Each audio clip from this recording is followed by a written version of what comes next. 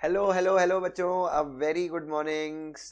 आज हम लोग मिल रहे हैं अपने नए सब्जेक्ट के लिए जिसका नाम है strategic management and corporate finance. मैं आपको एक बार मॉड्यूल दिखा देता हूँ। Just show you the module.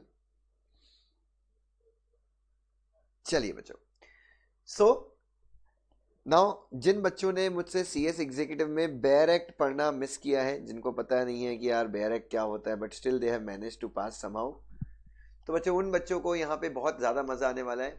Rather सबको ही मज़ा आने वाला है। यहाँ पर हम बेयर एक्ट से काफ़ी ज़्यादा ज्ञान लेने वाले हैं। बेयर एक्ट मतलब बेयर रेगुलेशंस। चलिए थोड़ा सा मैं आपको सब्जेक्ट का पहले इंट्रोडक्शन दे दूं। ये सब्जेक्ट बेसिकली दो टाइप में डिवाइड, दो पार्ट्स में डिवाइडेड है। पहला पार्ट है स्ट्रेटेजिक मैनेजमेंट और दूसरा पार्ट है corporate finance. So basically strategic management आप में से बहुत सारे लोग अवेयर होंगे। हम लोगों ने सीएस एग्जीक्यूटिव के ग्रुप 2 में एफएम के साथ ऑलरेडी पढ़ा हुआ था स्ट्रेटेजिक मैनेजमेंट।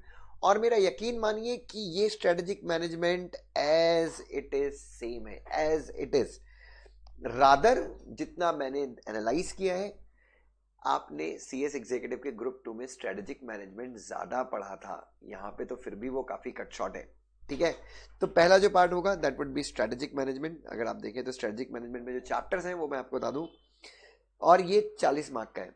तो बच्चों 40 मार्क्स आपने लास्ट ईयर जो है वो आपने बेसिकली एमसीक्यू बेस्ड में स्ट्रेटेजिक मैनेजमेंट था। यहाँ पर आपको प्रेजेंट करना है, लाइक आपको यहाँ पर लिखना है। ठीक है, सो यहाँ पर मेरे ख्याल से केस स्टडीज वो लोग काफी पूछने वाले हैं स्ट्रेटेजिक मैनेजमेंट में। अगर मैं पेपर के स्टैंडर्ड की बात करूँ, लेट्स सी।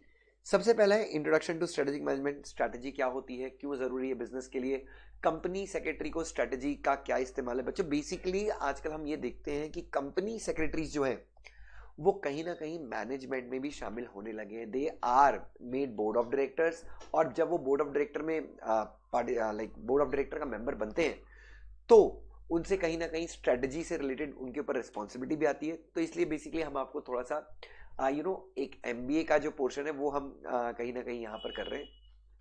तो सबसे पहला इंट्रोडक्शन। दूसरा, एक्सटर्नल और इंटरनल एनवायरनमेंट को एनालाइज करना। आपका जो बिजनेस है, फॉर एग्जांपल मेरी क्लास है दुष्यंत जैन क्लासेस। अब मेरे लिए एक्सटर्नल एनवायरनमेंट क्या है जो मेरे कंट्रोल में बिल्कुल भी नहीं है, इंटरनल क्या है जो मेरे कंट्रोल में है, उनको एनालाइज करना। उन एनवायरनमेंट्स को, एक्सटर्नल एनवायरनमेंट और इंटरनल एनवायरनमेंट को वो हम कैसे इन्फ्लुएंस कर सकते हैं कि भाई हमारे यहाँ पे कस्टमर दौड़ा भागा आए, इसके बारे में हम यहाँ पर डिस्कशन करेंगे। Then business policy formulation and functional strategy. Again आपके जो अलग अलग फंक्शंस हैं, मार्केटिंग का फंक्शन है, सेल्स का फंक्शन है, प्रोडक्शन का फंक्शन है, हर एक स्पेसिफिक फंक्शन के लिए स्ट्रेटजी आप कैसे बनाइए, ओवरऑल बिजनेस के लिए पॉलिसीज कैसे बनाएंगे, ये यहाँ पे कवर्ड है।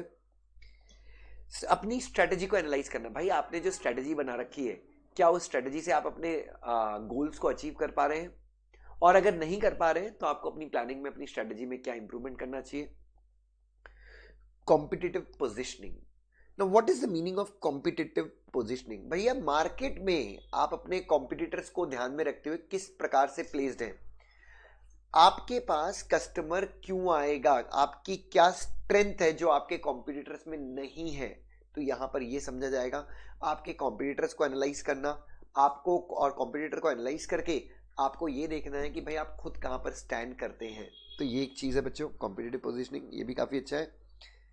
Managing multi business firm and analysing strategic edge. बच्चों यहाँ पर सिर्फ और सिर्फ अपने को क्या करना है, केस स्टडीज करनी है।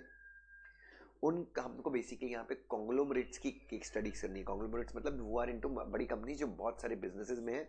हमको उन कंपनीज के बारे में वी हैव टू स्टडी, उनसे रिलेटेड हमको केसेस देखने हैं। फॉर एग्जाम्पल हम कोका कोला के बारे में बात कर सकते हैं, पेप्सी के बारे में बात कर सकते हैं, आईटीसी के बारे में बात कर सकते हैं, we can talk about United Breweries. तो बच्चे ये बड़े बड़े जो कॉन्ग्लोमरेट्स हैं जो मल्टीपल बिजनेसेस करते हैं, ये कौन सी स्ट्रैटेजी फॉलो करते हैं, ये अपने बिजनेस को कैसे मैनेज करते हैं, ये इनको कॉम्पिटिटिव लीड कैसे मिल रही है, अपने कॉम्पिटिटर से आगे कैसे आते हैं, इनके बारे में हम यहाँ पर डिस्कशन करेंगे।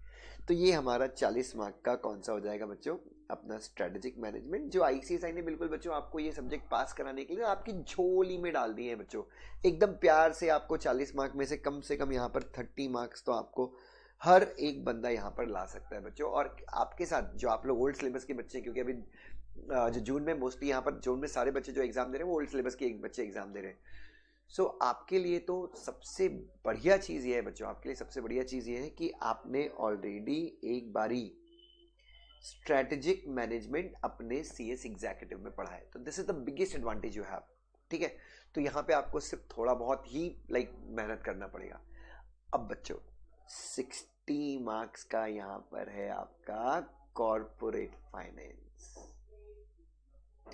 नाउ बच्चों कॉर्पोरेट फाइनेंस, ये नाम भले इन्होंने कॉर्पोरेट फाइनेंस दिया है, बट अगेन मैं आपको बोलूंगा कि बच्चों it is a part of securities law.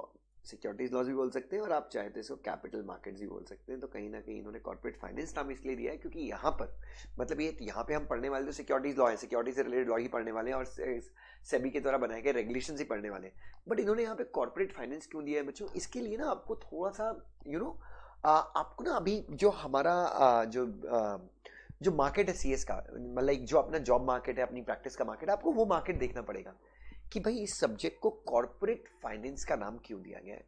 बच्चों आपने मेरे बहुत सारे मोटिवेशनल वीडियोस देखे होंगे और जब आपने वहां पे मोटिवेशनल वीडियो देखा होगा तो मैं आपको हमेशा कहता हूं कि भाई कंपनी सेक्रेटरी कोर्स का स्कोप क्यों बढ़ने वाला है. मैं हमेशा एक चीज बोलता हूं क्योंकि बच्चों आज का जो जमाना है वो स्टार्टअप्स का जमाना है. ये चीज आपने मेरे मुंह से बहुत बारी सुनी होगी.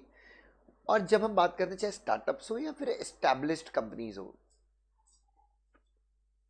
आज की तारीख में जो इंडिया की जो ग्रोथ स्टोरी है, मतलब इंडिया को लेके हर एक कंट्री, हर एक इंसान, वर्ल्ड के जितने भी टॉप नॉच इन्वेस्टर्स हैं, सभी लोग इंडिया को लेके काफी ज्यादा बुलिश हो रखे हैं. उनको लगता है कि भाई आने वाले टाइम का जो हीरा है, नगीना है, वो इंडिया ही है. अभी भी इंडिया ही है बच्चों. आपने देखा ही वो वर्ल्ड कप में 1.25 लाख 1.5 लाख लोग एक जगह बैठ के मैच देख रहे हैं. आप सोचिए अहमदाबाद में जब मैच था तो किस लेवल का पैसा अक्रॉस द वर्ल्ड से अहमदाबाद में आया होगा बच्चों. वहां पे सोचिए जो लोग होटल खोल रखे हैं, रेस्टोरेंट चला रहे हैं बच्चों, जो डे मतलब कोई भी बिजनेसमैन बच्चों, उसने ये सिर्फ वर्ल्ड कप के फाइनल में मेरे ख्याल से अहमदाबाद में कम से कम 4-5 हजार करोड़ का बिजनेस हुआ होगा बच्चों, डायरेक्टली इनडायरेक्टली. और ज्यादा मैं तो खैर बहुत कम बोल रहा हूँ, कम से कम 10,000 करोड़ का भी बिजनेस हुआ होगा बच्चों. ठीक है, तो बच्चों मतलब कुल मिला के टाइम इंडिया का है. और जब मैं टाइम बोलूँ इंडिया का है तो इसमें स्टार्टअप्स कंपनीज को और एस्टैब्लिश कंपनीज को दोनों को ही बड़ा रोल प्ले करना है. और आपको पता है बच्चों, बिजनेस के लिए जो ब्लड होता है वो होता है उसके लिए कैपिटल, या फिर आप इसको बोल सकते हैं funds. Being a company secretary, आप बच्चों कंपनी सेक्रेटरी हैं, आपने सीएस एग्जीक्यूटिव में शेयर कैपिटल करके एक टॉपिक पढ़ा था जो दुष्यंत सर ने आपको लगभग 26 लेक्चर्स में करवाया था, अराउंड 52 आवर्स में पढ़ाया था आपको. ठीक है, एक महीने तक हम लोगों ने शेयर कैपिटल ही पढ़ा था. बहुत सारे बच्चे, एक लड़की भी थी भोपाल की, याद है, जिसने बोल दिया था कि सर हम एक महीने से ही शेयर कैपिटल पढ़ रहे हैं, शेयर कैपिटल ही सर हम एक महीने से ही शेयर कैपिटल पढ़ रहे हैं, हमारा सिलेबस खत्म होगा कि नहीं होगा. तो मैंने उसको बहुत डांटा था, इफ यू रिमेम्बर. मैंने बोला कि बेटा मैं थोड़ी ना अपने लिए पढ़ा रहा हूँ, ये तो अपना सिलेबस का पार्ट है और जितना सिलेबस में उतना तो अपने को पढ़ना ही है. बैरक से पढ़ते हैं अपन तो थोड़ा सा टाइम लगता है, बट चीज़ें जो कंसेप्ट हैं उसको आप कभी भूलते नहीं है. एंड दैट्स द रीजन कि पूरे इंडिया में सबसे ज़्यादा बच्चे एग्जीक्यूटिव में हमारे यहाँ से ही पास होते हैं. सो बेसिकली तो आप लोगों को ऑलरेडी फंडिंग के बारे में पता है कि भाई एक कंपनी को कैसे हमको फंडिंग करवाना है. ठीक है, जैसे आपने पब्लिक इश्यू के बारे में, आपने पब्लिक इश्यू में कंपनीज एक्ट में क्या बोला है वो हमने कंपनी लॉ में पढ़ लिया, आईसीडीआर पढ़ा. ठीक है, देन प्राइवेट प्लेसमेंट पढ़ा अपन ने, प्रेफरेंशियल अलॉटमेंट्स पढ़े, हमने डिबेंचर्स के बारे में पढ़ा, हमने डिपॉजिट्स के बारे में पढ़ा. ठीक है, देन और फिर अलग अलग हैं बच्चों, ईसॉप हो गया, ईएसपीएस, एडीआर जीडीआर के बारे में अपन ने कम पढ़ा, उतना तो हमने नहीं पढ़ा. तो बेसिकली यस, हाँ, बट ओवर द अगर मैं कंक्लूड करूँ तो अपन ने काफ़ी कुछ कॉर्पोरेट फाइनेंस के बारे में, कॉर्पोरेट फाइनेंस मतलब कि कंपनीज जो है वो फाइनेंस कैसे अरेंज करती हैं, how different companies arrange finance for their business. तो इन सब चीजों के बारे में हमने ढेर सारा डिस्कशन अपने एग्जीक्यूटिव के लेवल पे ही कर लिया बच्चों. अब उसको हम एक स्टेप फर्दर लेके जाएंगे. जैसे कि आपने देखा होगा कि बेयर एक्ट का हमने यूज नहीं किया या बहुत कम यूज किया. मैं अपनी बात नहीं करूं, मैंने तो किया, बट आईसीएसआई की मॉडल में बेयर एक्ट के प्रोविजंस बहुत कम हमने पढ़े. यहां पर बच्चों, यहां पर हम क्या पढ़ने वाले हैं बच्चों, basically corporate finance is all about, यहां पर हम फंडिंग के बारे में ही बात करेंगे. इसके पहले इस सब्जेक्ट को कॉर्पोरेट फंडिंग एंड लिस्टिंग के नाम से जाना जाता था, जहाँ पे स्ट्रेटेजिक मैनेजमेंट नहीं हुआ करता था। उन्होंने क्या किया, उस सब्जेक्ट को थोड़ा सा लाइक 4-5 चैप्टर्स उसके कम कर दिए, जो फालतू के चैप्टर्स थे वो कम कर दिए, कुछ चैप्टर्स को मर्ज कर दिया और 100 मार्क के पोर्शन को कर दिया 60 मार्क्स का। जैसे एलओडीआर का पोर्शन पहले यहाँ पर था कॉर्पोरेट फंडिंग एंड लिस्टिंग में, लेकिन अब उन्होंने उसको आपके सीएसआर वाले सब्जेक्ट में डाल दिया, गवर्नेंस और सीएसआर वाले सब्जेक्ट में डाल दिया। तो वो काफ़ी अच्छा किया आईसीएसआई ने। एनीवे, तो बच्चों यहाँ पे जो चैप्टर्स हैं अगर आप देखें तो ये पूरा 60 मार्क का है, और मेरा यकीन मानिए कि ये 60 मार्क्स आप लोगों के लिए बहुत ज़्यादा आसान होने वाले हैं। These 60 marks are going to be very easy for you. मेरे से आप लिख के लीजिए बच्चों, और मैं गारंटी करता हूं कि 30 मार्क अपन को स्ट्रेटेजिक मैनेजमेंट में लाना है, और लगभग 60 में से 40 मार्क गिरी से गिरी हालत में अपन कॉर्पोरेट फाइनेंस में ला सकते हैं। ये मेरा आपसे वादा है बच्चों, ठीक है। सो ओवरऑल यहाँ पर हम 70 मार्क्स का गेम कर सकते हैं अगर हमने थोड़ा सा भी स्ट्रेटेजिकली खेला तो। अब मैं आपको बताता हूँ, मुझे सबसे ज्यादा हिट इस सब्जेक्ट की मैं आपको बताता हूँ। सबसे बड़ी हिट इस सब्जेक्ट की क्या है कि आपको यहाँ पे पढ़ना कितना है। अगर आप ये वाला चैप्टर देखें तो हमने ऑलरेडी एग्जीक्यूटिव में काफी कुछ पढ़ा हुआ है। उसके बाद yes, raising of funds from equity and procedural aspects. Basically यहाँ पे हम 3-4 अलग अलग टॉपिक्स हैं। यहाँ पे हम जैसे कि 1 मिनट मैं ये काम करता हूँ, ये खोलता हूँ बच्चों। हाँ, यहाँ से देखिए। सो यहाँ पे देखिए, तो सोर्सेज ऑफ कैपिटल फंडिंग ये लगभग अपन ने एग्जीक्यूटिव में पढ़ा हुआ है। Raising of funds from equity basically आपका आईसीडीआर है, और आईसीडीआर का लगभग 75% अपन ने एग्जीक्यूटिव में पढ़ लिया है। आरईआईटी, आईएनवीआईटी ये हम यहाँ पे ये नया पढ़ेंगे, ठीक है। This we are going to start, like ये चीज आपने पहले कभी नहीं पढ़ी और ये चीज काफी अच्छी है। Private funding basically private placement, pref allotment, ये सारी चीजें यहाँ पे आ जाएंगी बच्चों, ठीक है। तो इसका भी आपको मोटा मोटा आइडिया तो है कि भाई यहाँ पे क्या है। नॉन फंड बेस्ड मतलब आपको फंडिंग तो होगी, आप जाएंगे पैसे मांगने की, बट आपको जैसे आपने सुना होगा, हमने एग्जीक्यूटिव में पढ़ा था letter of credits and all. Like यहाँ पे आपको क्या नहीं मिलेगा बच्चों यहाँ पे, या फिर बैंक गारंटी, ये भी फंडिंग है एक प्रकार की, बट यहाँ पे नॉन फंड बेस्ड है, ठीक है। यहाँ पे आपको डायरेक्टली फंडिंग नहीं मिलती बच्चों, तो ये नॉन फंड बेस्ड फंडिंग है। तो ये भी आपके लिए एक प्रकार से देखा जाए तो नया टॉपिक है। उसके बाद इंटरनेशनल फाइनेंस, ये कंप्लीटली न्यू टॉपिक है। This is completely new topic, IFSC. हाँ, जो नया सिलेबस के बच्चे उनको एग्जीक्यूटिव में इंट्रोडक्शन दिया हुआ है आईएफएससी का। सो basically what is IFSC, international financial service centres क्या होते हैं। जैसे मोदी गवर्नमेंट के आने के बाद आईएफएससी में काफी काम हुआ है। आपने गिफ्ट सिटी का भी सुना होगा बच्चों। GIFT city is like first dedicated IFSC in India. So वहाँ पे वहाँ पे अपने उनके लाइक आईएफएससी के अंदर स्टॉक एक्सचेंजेस हैं, आईएफएससी के अंदर बैंक्स होते हैं, नॉन बैंकिंग फाइनेंशियल कंपनीज होती हैं, इंश्योरेंस कंपनीज होती हैं, जो डेडिकेटेडली काम करती हैं किसके लिए बच्चों, जो एक्सपोर्टर्स और इम्पोर्टर्स हैं उनको बेसिकली फंडिंग करती हैं बच्चों। तो वो अपना एक अलग इकोसिस्टम है बच्चों। एसईजेड के अंदर जो कंपनीज ऑपरेट करती हैं उनको आईएफएससी की जो बैंक्स एनबीएफसी हैं उनको सपोर्ट करते हैं बच्चों। तो ये काफी अच्छा मॉडल है बच्चों, इसके बारे में बहुत मजा आने वाला है आपको ये पढ़ के। उसके बाद raising of funds from debts and non convertible debenture अगर आपको इश्यू करने हैं पब्लिक को, तो यहाँ पर सेबी की गाइडलाइंस है, ठीक है। उसके बाद सिक्योर्ड है, नॉन अनसिक्योर्ड है, कैसे होगा। तो ये बेसिकली ये भी आप समझ सकते हैं, एक प्रकार से पढ़ा है हमने कंपनीज एक्ट के, तो पूरे प्रोविजन देखे हैं इसके बारे में। तो हमको सिर्फ सेबी की गाइडलाइंस देखनी है, बट आपको उतना डिफिकल्ट नहीं होगा, क्योंकि अब कंपनीज एक्ट में इसके सारे प्रोविजन जो अपने कंपनीज एक्ट में पढ़े लगभग पैरेलल प्रोविजन ही सेबी के हैं बच्चों। फिर फॉरेन फंडिंग इंस्टीट्यूशन, बेसिकली आपके जो वेंचर कैपिटल इन्वेस्टर्स होते हैं, फॉरेन इन्वेस्टर्स होते हैं, उनके बारे में हम यहाँ पे पढ़ेंगे। ऑल्टरनेट इन्वेस्टमेंट फंड्स जो बेसिकली फॉरेन के रजिस्टर लाइक जो फॉरेन के इन्वेस्टर्स हैं जो इंडिया में ये सब क्रिएट करते हैं। तो ऐसी कौन कौन सी इंस्टीट्यूशंस हैं फॉरेन की। देन मल्टीलेटरल फाइनेंशियल इंस्टीट्यूशंस पता होगा आपको एक प्रकार से, ईबीसीएल में हमने पढ़ा था, एक याद है आपको, track 1 track 2 ECBs and all. तो लगभग उस टाइप का यहाँ पे टॉपिक है बच्चों, उस टाइप के यहाँ पे काफी कुछ थोड़ा सा एडिशनल पढ़ेंगे हम। तो ये भी बेसिकली एक प्रकार से आप न्यू मान सकते हैं। उसके बाद foreign funding instrument laws and procedure, यहाँ पे आ जाएगा अपना एडीआर, जीडीआर, एफसीसीबी, एफसीईबी, ये सारी चीजें यहाँ पर आ जाएंगी। उसके बाद role of intermediates in fund raising, merchant banker, जो अलग अलग इंटरमीडिएट्स हैं जो अपन ने एग्जीक्यूटिव में पढ़ा था। एक सब्जेक्ट अगर आपको एक टॉपिक पढ़ा था एसएलसीए में, सेकेंडरी मार्केट इंटरमीडिएट्स करके कुछ टॉपिक था, तो समझ लीजिए ये उसी को थोड़ा सा इन्होंने एडिशन किया है। बेसिकली मर्चेंट बैंकर क्या है, जैसे अपन ने मर्चेंट बैंकर के बारे में इंट्रोडक्शन पढ़ा था, बट मर्चेंट बैंकर के ऊपर कौन से रेगुलेशंस एप्लीकेबल होंगे, उसका प्रॉपर रोल क्या है, तो थोड़ा सा अपन डिटेल पढ़ेंगे, but again this topic is not challenging, ये काफ़ी इजी टॉपिक है। और उसके बाद प्रोजेक्ट इवेल्युएशन। प्रोजेक्ट इवेल्युएशन मतलब बेसिकली ये भी फाइनेंस का ही पार्ट है, this is basically a project finance. आप प्रैक्टिस में है basically, you're into practice, then आपका क्लाइंट आपके पास आता है और बोलता है कि सर मैं एक सोलर प्रोजेक्ट डाल रहा हूँ 500 मेगावाट का, what ever it may be, ठीक है, तो सर मुझे उसका पूरा प्रोजेक्ट रिपोर्ट बनाना है, और प्रोजेक्ट रिपोर्ट बनाकर मुझे आईपीओ से पैसा उठाना है, बैंक से पैसा उठाना है, प्राइवेट फंडिंग करानी, जो भी है। तो ये प्रोजेक्ट रिपोर्ट बनाने के टाइम पे आप कौन कौन से ध्यान रखेंगे, प्रोजेक्ट रिपोर्ट कैसे बनती है, आप उसके प्रोजेक्ट को इवैल्यूएट कैसे करेंगे, क्या उस प्रोजेक्ट में प्रॉफिटेबिलिटी है नहीं है, तो ये सारी चीज़ें हम यहाँ पे पढ़ेंगे। सो आइडियली इफ आई सी 1 2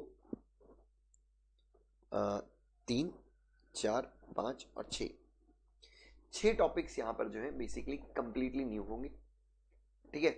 और 6 टॉपिक मतलब अराउंड मान सकते हैं आप अराउंड 40 मार्क्स के टॉपिक जो है या 35 मार्क के टॉपिक जो है वो कंप्लीटली न्यू है। 25 मार्क ऐसा है जो कहीं ना कहीं डायरेक्टली इनडायरेक्टली आपके कंट्रोल में है, इस पर्टिकुलर सब्जेक्ट के अंदर 25 मार्क तो आपके बहुत अच्छे से कंट्रोल में है। लाइव में आज बहुत सारे बच्चे जुड़े हुए हैं, मैं लाइव बच्चों से मैं एक ही रिक्वेस्ट करूंगा कि आप लोग बस क्या करते हो ड्यूरिंग इनिशियल टाइम, बस आप लोग क्या करते हैं, you will be very serious, like जब हमने ड्राफ्टिंग शुरू किया था तो first day second day we had around 35 students, और फिर वो धीरे धीरे धीरे कम होते गए। तो मैं चाहता हूँ ऐसा ना हो, जो लाइव बच्चे हैं, अच्छा ड्राफ्टिंग का सिलेबस सब लोगों ने खत्म कर लिया क्या? कितने लोग हैं जिन्होंने ड्राफ्टिंग का सिलेबस मेरे साथ खत्म किया कल? सब खत्म, फिनिश हो गया। Great great great. सो ये बहुत अच्छा, सिर्फ शुभ का ही हुआ, बाकी अर्जुन का हुआ कि नहीं? हाँ सर हुआ है ना। ग्रेट, वो रिकॉर्डिंग आ रहा है ना, एक जो वो उस दिन का लेक्चर, यस यस यस, मैं आज सारे लेक्चर्स, आज मैं सारे lecture, that's really nice, that's really nice, आज के मैं सारे लेक्चर्स क्या करूँगा अपलोड करवा दूंगा, ठीक है ना। अब बच्चों इसमें मैं आपको लाइक इसके मैं आपको नोट्स भी देने वाला हूँ, बट आज थोड़ा सा इंफ्रास्ट्रक्चरल इश्यू है, इसलिए मेरे पास अभी लाइक यहाँ पे मेरे नोट्स मेरे पास है नहीं अभी, तो आज जो है डिस्कशन हम मॉड्यूल से ही करेंगे। तो यस, तो सबसे पहला जो टॉपिक मैं आपके साथ यहाँ पे स्टार्ट करने वाला हूँ, बताओ कौन सा टॉपिक स्टार्ट करना है? Part B. वो that goes without saying, part B से ही शुरू करना है बच्चों, we have to begin with part B. So part B में which topic you would like me to start? मैं सोच रहा था कुछ नया टॉपिक स्टार्ट करें अपन, जो अपन ने पहले पढ़ा नहीं है, ठीक है। और मैं सोच रहा था today's discussion will begin with real estate investment trust, जिसका वेटेज एग्जाम में 7 to 10 मार्क्स का है। एक मिनट, REIT और INVIT ये दोनों लगभग एक जैसे ही हैं, इनके जो बेसिक्स हैं वो एक जैसे। इन दोनों टॉपिक का वेटेज अगर आप मिलाओ तो 15 मार्क्स का है बच्चों, इन दोनों को आप एक ही टॉपिक समझना, ठीक है। REIT और INVITs, या कई लोग इसको NVITs भी बोलते हैं। तो shall we start with the first topic बच्चों, आज का हम पहला टॉपिक शुरू करें, चलिए। So if you have like आप सबके मेरे ख्याल से ICSI का मॉड्यूल होगा, तो please open the new topic real estate investment trust, everyone.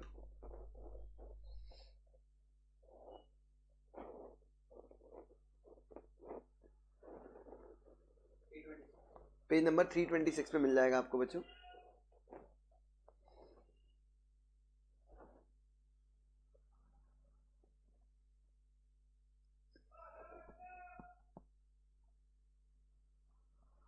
चलो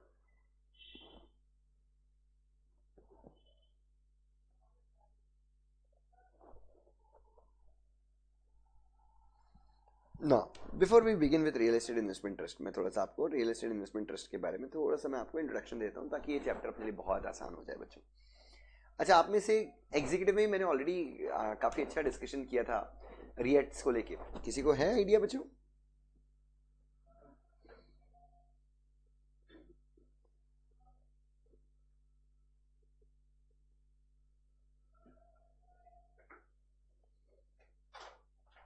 चलिए बच्चों, now so basically what exactly real estate investment trust is, सुनिएगा ध्यान से।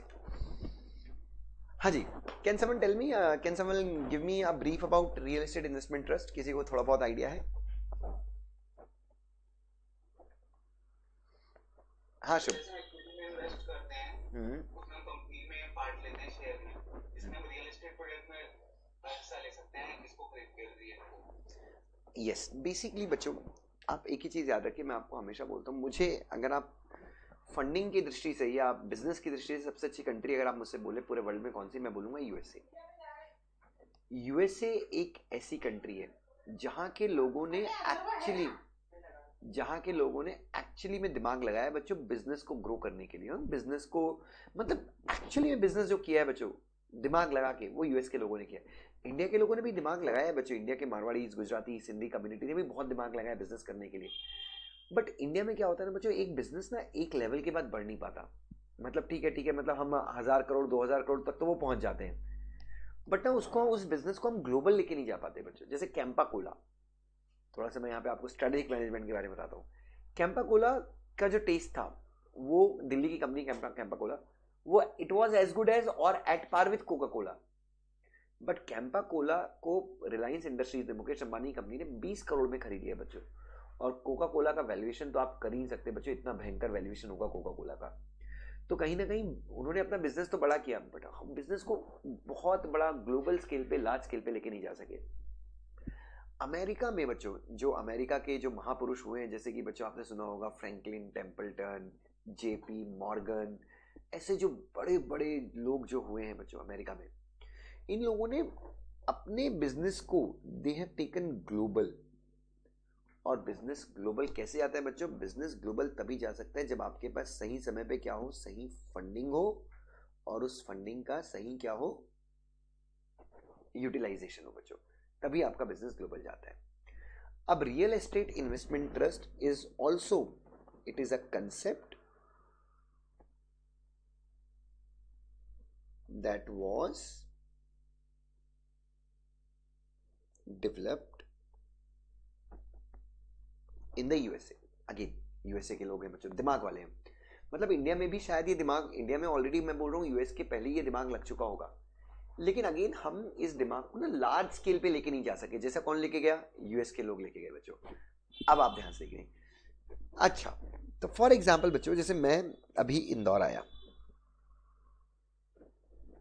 ठीक है, so I have come to Indore, and then बच्चों मुझे बहुत सारे लोगों ने बताया इंदौर में, like I was informed by so many people that कि सर इंदौर में आप सुपर कॉरिडोर के पास में you buy a property. Dushyant sir, Indore में आप सुपर कॉरिडोर के पास में प्रॉपर्टी खरीद लीजिए। फिर समवन सेड मी, दुष्यंत सर आप रिंग रोड के पास में प्रॉपर्टी खरीद लीजिए। देन समवन सेड मी कि सर आप खंडवा रोड में प्रॉपर्टी खरीद लीजिए। देन समवन सेड मी कि सर आप मेट्रो का जहां काम चल रहा है ना, मेट्रो का there is some work going on, आप वहां पे प्रॉपर्टी कर लीजिए। और यहां पे अगर आपने प्रॉपर्टी खरीदी, दुष्यंत सर यकीन मानिए कि 2 years to 3 years के टाइम पीरियड में आपकी प्रॉपर्टी जो है वो डबल रेट पे हो जाएगी, your money would be twice. ऐसा मुझे एडवाइस, मतलब इंदौर के कम से कम मैं 30-40 स्टॉक ब्रोकर बोल रहा हूँ, रियल एस्टेट ब्रोकर से मिला हूँ, यहाँ के जितने भी टीचर से मिला हूँ, ठीक है। So everyone has given me the same advice कि सर इंदौर का जो प्रॉपर्टी मार्केट है that is super awesome and it's you know very good, like it generates a very handsome return. अब दुष्यंत सर के पास पैसे ही नहीं है, मतलब दुष्यंत सर के पास पैसे बहुत है बट प्रॉपर्टी खरीदने के लिए पैसे नहीं है। दुष्यंत सर की प्रॉपर्टी को प्रायोरिटी कुछ और है, ठीक है। सो अब दुष्यंत सर क्या करें ना, व्हाट शुड आई डू कि भाई, अब फॉर एग्जांपल, तो बच्चों अब मेरे पास प्रॉपर्टी खरीदने के लिए कम पैसे हैं, ठीक है। अब जैसे मैं एक प्रॉपर्टी खरीदने गया, वो प्रॉपर्टी लगभग मान लीजिए 100 करोड़ रुपए की है। So I went to buy a property and that property is costing me ₹100 crore. अब यार मुझे बताओ 100 करोड़ में कहां से लाऊं? But that property is a very fine piece of land, या इट्स, समझ लीजिए एक लैंड नहीं है, एक बिल्डिंग है, इट्स अ बिल्डिंग, बहुत बड़ी बिल्डिंग है, 100 करोड़ की बिल्डिंग है। और लोगों का ऐसा मानना है कि ये बिल्डिंग आज से 5 साल के बाद 200 करोड़ की हो जाएगी, क्योंकि वहां पे एक गवर्नमेंट SEZ वहां पे आसपास बना सकती है। सो गवर्नमेंट जो है वहां पे आसपास क्या बना सकती है, government can create SEZ over there, और जिसके चलते उस प्रॉपर्टी का रेट जो है that is going to be double, it would be twice in 2-3 years। But where would I get 100 crore rupees from? मैं ये 100 करोड़ रुपए कहां से लाऊं यार? 100 करोड़ छोटा मोटा अमाउंट तो है नहीं, इट्स अ ह्यूज अमाउंट। तो अब क्या करें बच्चों? तो अमेरिकन लोगों ने दिमाग लगाया बच्चों, बहुत दिमाग लगाया बच्चों अमेरिकन लोगों ने। और ये दिमाग इंडिया में सुब्रत राय सहारा ऑलरेडी लगा चुका था अमेरिकन लोगों से पहले, या अमेरिकन लोगों के टाइम पे, या मतलब वो लगा रहा था बट उसने उल्लू ही बना दिया लोगों को। ठीक है, अब दिमाग कैसा लगाया बच्चों, देखिए ध्यान से, दिमाग ऐसा लगाया कि अपन ने बना लिया एक ट्रस्ट। क्या बना लिया अपन ने? ट्रस्ट। ट्रस्ट आप सबको पता है, there is one trustee then there are many beneficiaries. ठीक है, तो अपन ने ट्रस्ट बना लिया और अपन ने डायरेक्टली एक न्यूज़पेपर में क्या दिया, एडवर्टीजमेंट दिया। एक एग्जांपल दे रहा हूँ, ठीक है, इसको तुम रेगुलेशन से कनेक्ट मत करना, I am just giving you a very simple example ताकि आपको रिएट का कंसेप्ट समझ में आ जाए। अपन ने न्यूज़पेपर में एडवर्टीजमेंट दिया और न्यूज़पेपर में हमने एडवर्टीजमेंट देकर कहा कि यार हम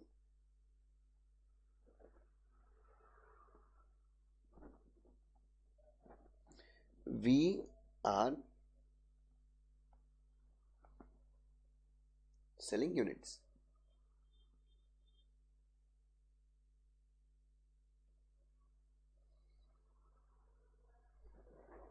हम यूनिट बेच रहे हैं, सर्टिफिकेट बेच रहे हैं। ठीक है, हम ये यूनिट बेच रहे हैं। 1 unit is equal to 100 rupees, 10 rupees, 100 rupees, whatever it may be. एक यूनिट का जो प्राइस है वो 100 रुपए का है। ठीक है, आप जितना चाहो आप उतना क्या कर सकते हो, इन्वेस्ट कर सकते हो। और टोटल वी आर रेजिंग, हम रेज कर रहे हैं कितना,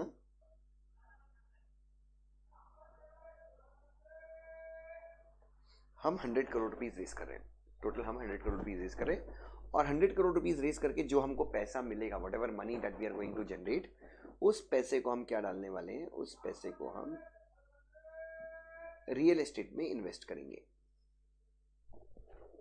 ठीक है, तो अब वो न्यूज़पेपर में आपके सामने एडवर्टीजमेंट आया और न्यूज़पेपर के एडवर्टीजमेंट में लिखा हुआ था कि you know this particular company या this real estate investment trust is going to buy 100 crore rupees का दिस पर्टिकुलर प्रॉपर्टी और इसके लिए इसको 100 करोड़ रुपीज चाहिए। ठीक है, तो आप में से बहुत सारे लोग खुश हो गए कि यार 100 crore rupees, like you know कि हमको यहाँ पर 100 करोड़ रुपीज, लाइक हम यहाँ पे थोड़ा छोड़ा, अच्छा आप कितना भी इन्वेस्ट कर सकते हैं ना। सो शुभ बोलता है कि यार यस, मैं तो उस जगह पे मेरे को भी प्रॉपर्टी खरीदनी, बट वहाँ वो तो 100 करोड़ की थी, मैं तो कभी खरीद नहीं पाया, चलो मैं 10,000 रुपये इन्वेस्ट करूंगा। शुभ ने कहा कि 10,000 इन्वेस्ट करेगा। एकता ने कहा कि yes even I will invest 20,000 rupees. तो जैसे अपन कंपनी के शेयर्स में इन्वेस्ट करते हैं, वैसे ही सब लोगों ने अपने अपने साइड से, किसी ने 10, किसी ने 15, किसी ने 25 करके बहुत सारे लोगों ने इन्वेस्ट किया। ठीक है, अब जो ट्रस्ट थी, जो आप सबसे 100 करोड़ रुपए अरेंज करना चाहती थी, उस ट्रस्ट ने टोटल कितने अरेंज कर लिए, उस ट्रस्ट ने 100 करोड़ रुपए अरेंज कर लिए। ठीक है, और 100 करोड़ रुपए अरेंज करके आप लोगों को क्या इश्यू कर दी, आप लोगों को यूनिट्स इश्यू कर दी। यूनिट्स मतलब सेम, जैसे फॉर एग्जांपल शुभ ने अगर 15,000 रुपए इन्वेस्ट किए थे तो शुभ को 1500 यूनिट्स मिल गई, तो सब लोगों को उसने क्या दे दी, यूनिट्स दे दी। और इन यूनिट्स को स्टॉक एक्सचेंज में क्या कराया गया, लिस्ट कराया गया। All these units were listed on stock exchange. तो ये सारी यूनिट्स को क्या कराया गया बच्चों, स्टॉक एक्सचेंज में लिस्ट भी कराया गया। चलो लिस्टिंग छोड़ दो, वो तो सेबी के रेगुलेशन है, बट अगेन अभी मैं एकदम सिंपल वे में बताऊं तो 100 करोड़ रुपए आ गए। तो बच्चों नाउ ट्रस्ट, जिस ट्रस्ट ने ये पब्लिक इश्यू लेके आया था, उस ट्रस्ट के पास अभी 100 करोड़ रुपए उसके कॉर्पस में उसके पास रखे हुए हैं। ठीक है, अब आप सब क्या बन गए बच्चों, आप सब बन गए ट्रस्ट के,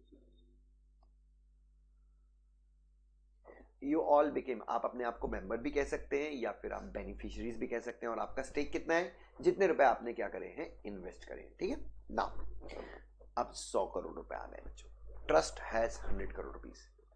अब बच्चों, अब ये 100 करोड़ रुपए कहां पे इन्वेस्ट करना है, where this 100 crore rupees will be invested. आपको पता ही है कि इन्वेस्ट कहां पे करना है, हमने प्रॉपर्टी तो पहले चुन ली थी, बट यहां पे एक बंदा अपॉइंट करते हैं हम, जिसको हम बोलते हैं, what we call it, investment manager. Exactly दोस्त, इसको हम बोलते हैं इन्वेस्टमेंट मैनेजर। अब ये इन्वेस्टमेंट मैनेजर क्या होता है बच्चों, ये बेसिकली रियल एस्टेट सेक्टर का बाप होता है। रियल एस्टेट मतलब डायरेक्टली या तो ये हार्डकोर प्रॉपर्टीज का बाप है, इसको मार्केट की बहुत अच्छी समझ है, या फिर रियल एस्टेट से रिलेटेड,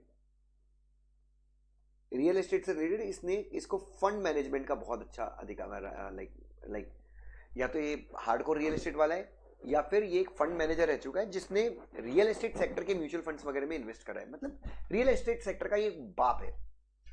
तो ये 100 करोड़ रुपए जो आएंगे, ये 100 करोड़ रुपए जो ट्रस्ट के पास आए, तो इस इन्वेस्टमेंट मैनेजर के थ्रू अपन क्या करेंगे, उसी इंदौर के सुपर कॉरिडोर में क्या कर देंगे या कहीं पे भी अपन क्या कर लेंगे, इन्वेस्ट कर देंगे। ठीक है, नाउ अब ध्यान से देखिए बच्चों, नाउ यू हैव टू सी अभी तक की मेरी स्थिति क्या है। तो 100 करोड़ रुपए का हमने वी बॉट दिस प्रॉपर्टी, हमने बहुत बड़ा जो इंदौर में प्रॉपर्टी था हमने वो खरीद लिया। ठीक है, अब ये प्रॉपर्टी और टोटल हमारे पास इन्वेस्टर कितने हैं, टोटल हमारे पास 1000 इन्वेस्टर्स हैं। In total we have around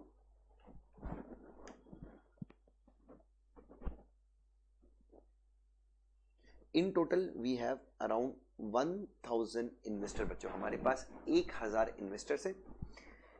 हर एक इन्वेस्टर ने 100 रुपए की लगभग कितनी, 1 लाख या जितनी भी है, सॉरी 100 रुपए की सब इन्वेस्टर्स ने 10-10 हजार यूनिट्स खरीदी हैं। तो टोटल 100 करोड़ रुपए इन्वेस्टर्स का यहां पर लगा हुआ है। ठीक है, अब देखिए, तो अगेन अब सबसे बड़ा फायदा क्या हो गया, अब आप मुझसे पूछेंगे कि sir real estate investment trust का सबसे बड़ा फायदा क्या हो गया, कि बच्चों स्मॉल इन्वेस्टर्स जो हैं, कौन से इन्वेस्टर जो हैं, स्मॉल इन्वेस्टर्स ने 1-1 लाख रुपए से भी या 2-2 लाख रुपए से भी, या मैं बोल रहा हूं 2-2 हजार रुपए से भी क्या किया है बच्चों, रियल एस्टेट में इन्वेस्ट किया है। मतलब सुपर कॉरिडोर में जो 100 करोड़ की बिल्डिंग है उसमें अथर्व का भी स्टेक है 10,000 रुपए में, शुभ का भी स्टेक है 50,000 रुपए में, दुष्यंत सर का भी स्टेक है 5 लाख रुपए में, हम सबका स्टेक है। इंडिविजुअली हम कभी इन्वेस्ट नहीं कर पाते उस प्रॉपर्टी में, बट हम लोगों ने कलेक्टिवली रियल एस्टेट इन्वेस्टमेंट के थ्रू सब लोगों ने इन्वेस्ट किया।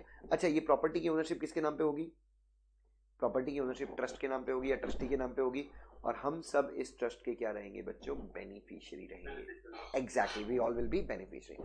अभी सुनो, अभी खत्म नहीं हुआ है, अभी मजेदार बात है। अब इस ट्रस्ट, ये जो प्रॉपर्टी थी, इस प्रॉपर्टी के ऊपर ऑलरेडी रेंट था। इस प्रॉपर्टी के ऊपर लगभग महीने का 9 करोड़ रुपए का रेंट आता है,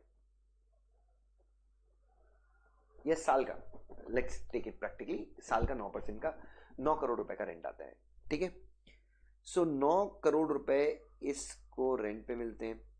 1 करोड़ रुपए इस ट्रस्ट के क्या हो जाते हैं, खर्चे हो जाते हैं, लाइक जो भी खर्चे वगैरह हैं, स्टाफ की सैलरी, फंड मैनेजर या इन्वेस्टमेंट मैनेजर की सैलरी वगैरह मिला के, तो इसके पास नेट 8 करोड़ रुपए बचता है। ये कौन सा इनकम है, रेंटल इनकम है। ये कौन सी इनकम है, रेंटल इनकम। तो ये सारी की सारी रेंटल इनकम क्या की जाती है बच्चों, जो 1000 इन्वेस्टर्स हैं उनको बतौर क्या, बतौर डिविडेंड उनके साथ क्या की जाती है बच्चों, शेयर की जाती है। ठीक है, अब एक और चीज, अब ये जो प्रॉपर्टी है, इस प्रॉपर्टी का जो 100 करोड़ की प्रॉपर्टी है, इस प्रॉपर्टी का रेगुलरली क्या किया जाता है, इस प्रॉपर्टी का, this property is valued on regular basis. ठीक है, तो मान लीजिए हर 6 महीने में इसका वैल्यूएशन होगा, हालांकि सभी के इसके ऊपर नियम है, तो हर 6 महीने में इसका वैल्यूएशन होता है। 6 महीने के बाद 100 करोड़ की प्रॉपर्टी थी, इसका वैल्यूएशन मान लो कितना हो गया, 150 करोड़ रुपीस हो गया। तो जैसे जैसे प्रॉपर्टी का वैल्यूएशन बढ़ता है बच्चों, आपका स्टॉक मार्केट में यूनिट कितनी थी, 1 यूनिट कितने रुपए में ट्रेड हो रही थी इनिशियली, शुरू में 100 रुपए में ट्रेड हो रही थी, तो आप मान के चलिए कि अब वो यूनिट का प्राइस कितना हो जाएगा, 150 रुपए, और ज्यादा बढ़ेगा, मतलब प्रीमियम। कहने का मतलब क्या है, जैसे जैसे प्रॉपर्टी की वैल्यू बढ़ती जाती है, अंडरलाइंग एसेट, तो समझ लीजिए ये प्रॉपर्टी अंडरलाइंग एसेट है, तो जैसे जैसे एसेट प्रॉपर्टीज की वैल्यूएशन बढ़ती जाती है, स्टॉक मार्केट में जो ट्रेडिंग प्राइस है, सेम बच्चों, जैसे कंपनी की प्रॉफिटेबिलिटी बढ़ती जाती है, कंपनी का जैसे जैसे प्रॉफिटेबिलिटी बढ़ता है तो क्या होता है बच्चों, उसके शेयर की प्राइस बढ़ती जाती है, सेम बच्चों इसके भी यूनिट्स का प्राइस बढ़ता जाएगा। ठीक है, so this is the concept of real estate investment trust. अब basically real estate investment trust create कौन करता है, मतलब ये रिएट बनाता कौन है, तो इसके लिए बच्चों सेम, अब अगर आपको म्यूचुअल फंड बहुत अच्छे समझा था एग्जीक्यूटिव में, तो ये कंसेप्ट भी आपको बहुत अच्छे समझेगा। तो यहां पे भी बच्चों कौन होता है, एक स्पॉन्सर होता है। स्पॉन्सर कौन होता है, the one who creates, REIT, जो बंदा real estate investment trust create करता है उसको हम स्पॉन्सर बोलते हैं। और बेसिकली ये कौन होता है बच्चों, ये रियल एस्टेट सेक्टर का एक्सपर्ट होता है, ये खुद भी रियल एस्टेट सेक्टर का एक डेवलपर होता है बच्चों, ठीक है। सो ये अपने प्रोजेक्ट्स ही बेसिकली क्या करता है बच्चों, लोगों से पैसे लेकर उन पैसों को अपने प्रोजेक्ट में ही इन्वेस्ट करवाता है बच्चों, ठीक है। तो फॉर एग्जांपल मैं एक स्पॉन्सर हूं, जैसे आपने सुना होगा इंडिया में embassy IT park, REIT, Mindspace IT park,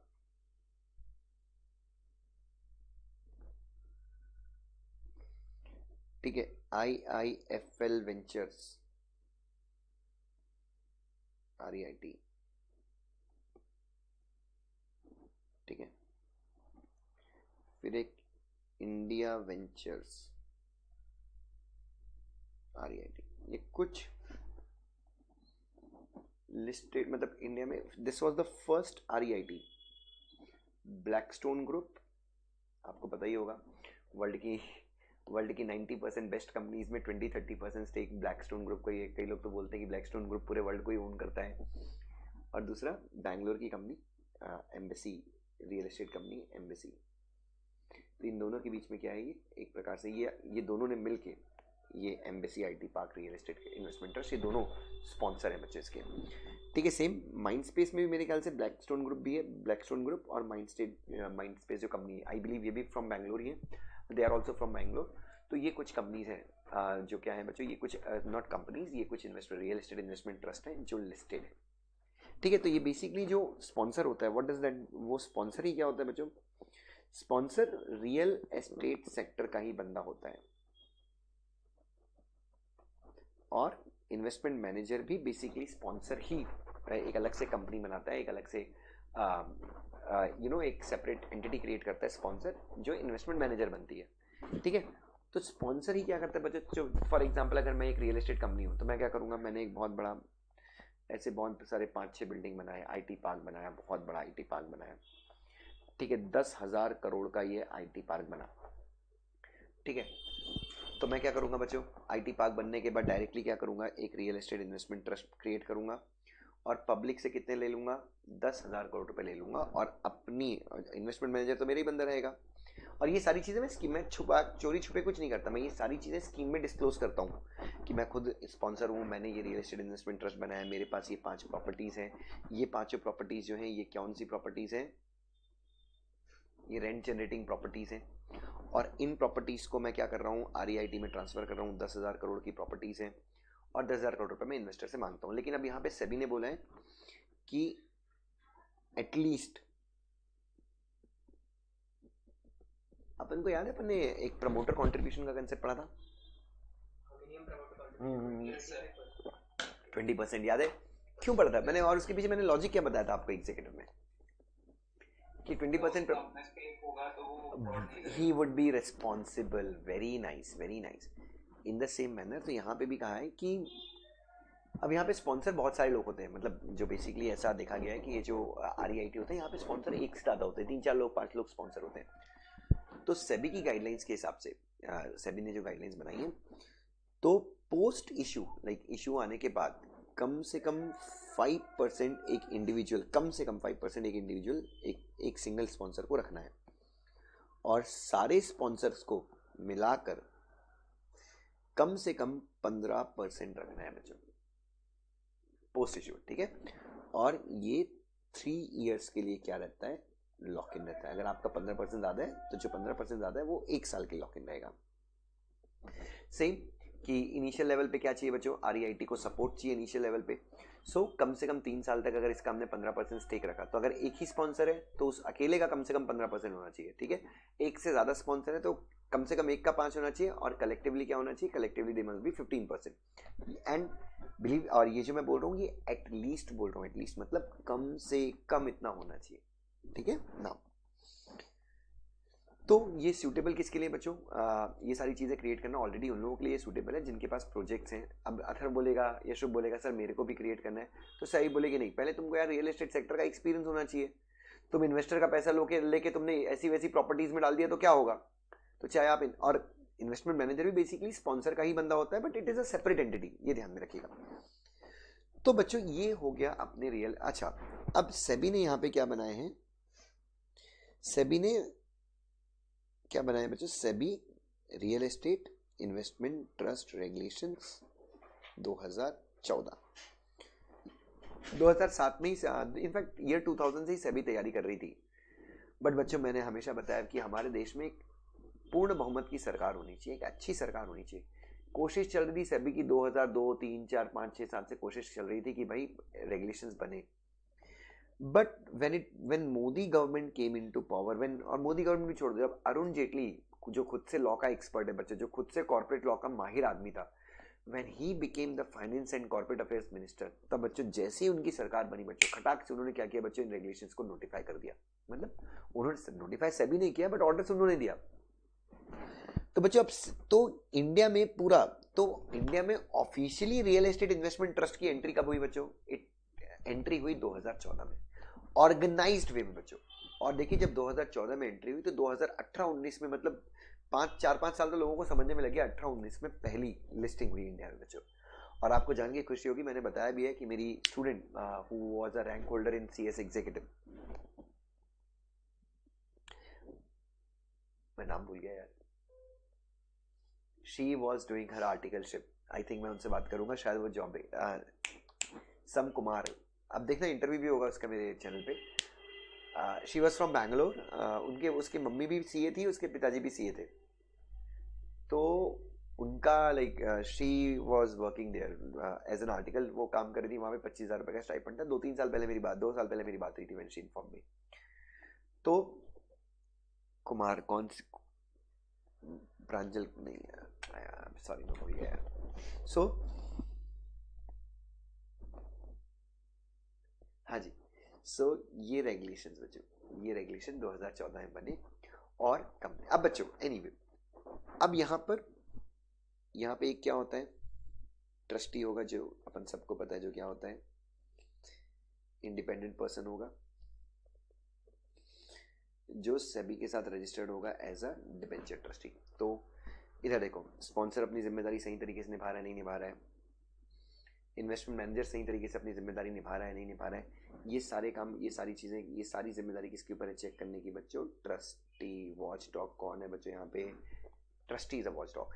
क्या यूनिट होल्डर के साथ कोई धोखा तो नहीं हो रहा है, डिविडेंड उनको टाइम पे दिया जा रहा है, ये सारी चीजों का ख्याल कौन रखता है बच्चों, ट्रस्टी। ठीक है, then there is sponsor, then there is investment manager,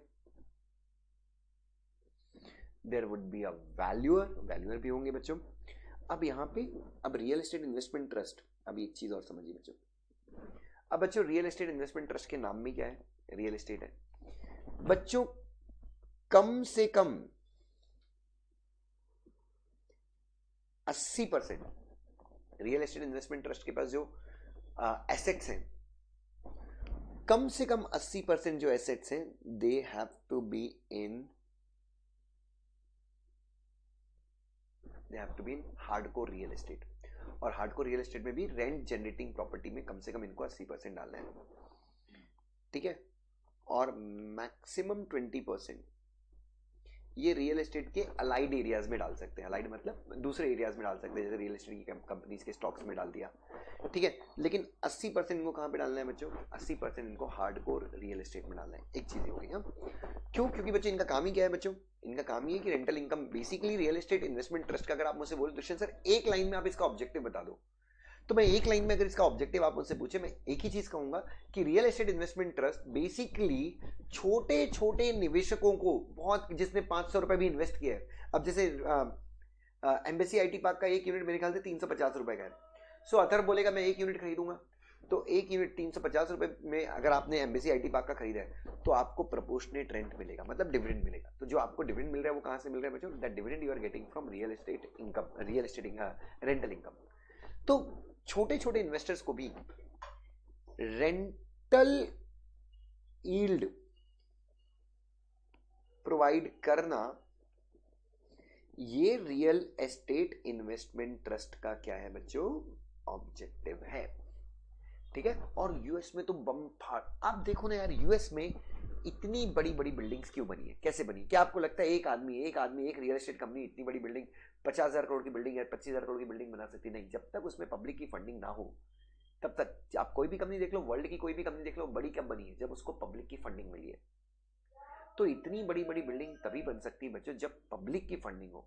और क्यों ना बच्चों आप भी अगर रियल एस्टेट का काम शुरू कर दे, थोड़ा मोड़ा थोड़ा एक्सपीरियंस लो, आप अपना खुद का रियल एस्टेट इन्वेस्टमेंट लॉन्च करो। कई लोग होंगे आप में से जो एवरेज लोग होंगे वो सपने देख रहे होंगे कि मैं भी REIT के साथ काम करूंगा, लेकिन आप में से जो लेजेंड है ना वो ये सोच रहा है कि मैं अपना रियल एस्टेट इन्वेस्टमेंट ट्रस्ट बनाऊंगा। और बच्चों ये बहुत अच्छा तरीका है, अनएक्सप्लोर्ड तरीका है ये। आधे इंडिया के आधे नंगे बिल्डर लोगों को तो पता ही नहीं है। बिल्डर अपने देश में कौन बनता है? गुंडे। ठीक है, तो ये जो मलाई वाले बिल्डर्स है इनको ये कंसेप्ट पता है बच्चों, और बहुत बढ़िया तरीका है। पब्लिक के पैसे में तुम करोड़पति बनते हो। एनीवे, और उसके बाद क्या अब तुम बोलोगे नहीं सर मैं तो स्पॉन्सर हूं, मैंने तो अपना प्रोजेक्ट ही बेच दिया REIT को। अरे तेरे पास 15% तो है, और 15% नहीं भी है, मैनेजमेंट फीस तो आप लेते ही रहोगे ना। प्रॉपर्टीज को आप मैनेज कर रहे हो, आप पूरी स्कीम, ये पूरी स्कीम तो स्पॉन्सर ही चला रहे हैं, स्पॉन्सर और इन्वेस्टमेंट मैनेजर मिलके। तो मैनेजर की फीस है। तो अगर मान लो 500 करोड़ का प्रॉपर्टी का कॉर्पस है, 40 करोड़ की रेंटल इनकम है, तुम अगर 5 करोड़ भी साल का मेंटेनेंस फीस ले रहे हो, मैनेजमेंट फीस, हालांकि इसमें सेबी के कैप्स हैं, बट स्टिल आप उतना निकाल रहे हो, तो क्या प्रॉब्लम है यार? लाइफ टाइम और ऐसी 50 स्कीम रखो तो 250 करोड़ हो जाएगा तुम्हारा इनकम। ठीक है, तो ये बेसिकली ऑब्जेक्टिव है बच्चों। अच्छा, एक और चीज बच्चों, अब यहां पे एक और चीज समझना, REIT प्रॉपर्टीज में कैसे इन्वेस्ट करती है?